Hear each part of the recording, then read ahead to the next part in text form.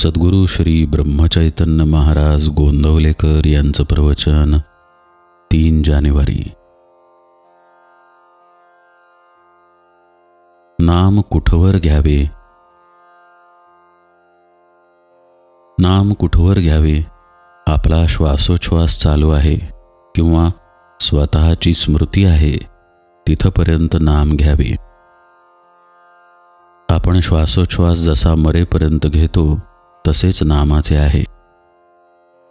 बरोबर भाषेत बोलायचे झाले तर असे म्हणता येईल की श्वासोच्छ्वास थांबला म्हणजे मरण येते।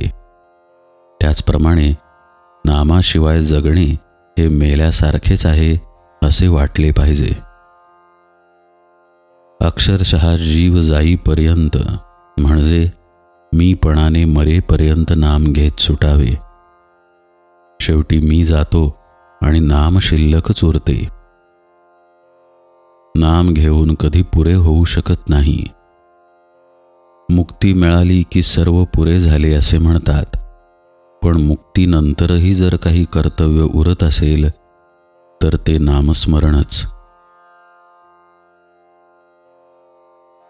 माणसाला गुंगीचे औषध दिले म्हणजे त्याला गुंगी आली की नाही हे पाहण्यासाठी अंक मोजायला सांगतात। अंक मोजता मोजता तो थांबला की तो देहभानावर नाही असे ठरते। तसे नाम घेता घेता मी नाम घेतो हेही स्मरण जेव्हा राहत नाही तेव्हाच त्या नामात रंगून गेलेल्या माणसाचे पर्यवसान एकांतात होते। एकांत म्हणजे नाम घेणारा मी एक, ह्या एकाचाही अंत होणे म्हणजेच देहबुद्धीचा विसर पडणे, देहबुद्धीच्या पलीकडे जाणे। नाम घेता घेता अशी स्थिती प्राप्त झाली म्हणजे त्याचे चित्त भगवंताकडे आहे की नाही असा प्रश्न करायला वावच कुठे राहतो।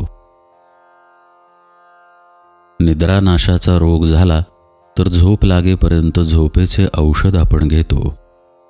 तसे आपल्याला स्वाभाविक समाधान मिळेपर्यंत आपण नाम घेतले पाहिजे। नाम उपाधिरहित असल्याने आपणही उपाधिरहित झाल्याशिवाय नामाचे प्रेम आपल्याला येणार नाही। नामाने आनंदमय अशा भगवंताचे सान्निध्य लाभून त्याची कृपा व्हायला वेळ लागत नाही। किंबहुना ज्याच्यावर भगवंताची कृपा होते त्याच्याच मुखात नाम येते। नामजपाची संख्या नोंद करून ठेवावी का? अमुक एक संख्येपर्यंत जप करण्याचा संकल्प केला असेल किंवा रोजचा काही कमीत कमी जप करण्याचे ठरवले असेल तर जपसंख्येची नोंद करून ठेवणे जरूर आहे। जपाची सवय होण्याच्या दृष्टीने आणि नेमाने काहीतरी किमान जप झाल्याशिवाय दिवस जाऊ नये या दृष्टीनेही जपसंख्येची नोंद करावी। मात्र असे करताना एका बाबतीत खबरदारी घ्यावी, ती म्हणजे आपली आजची नामसंख्या पुरी झाली, आता उद्यापर्यंत आपला आणि नामाचा काही संबंध नाही अशा तऱ्हेची वृत्ती होण्याचा संभव असतो, त्याला जपावे। आणि नेमाची संख्या पुरी झाली तरी होईल तेवढे आणखी नाम घेण्याची सवय ठेवावी।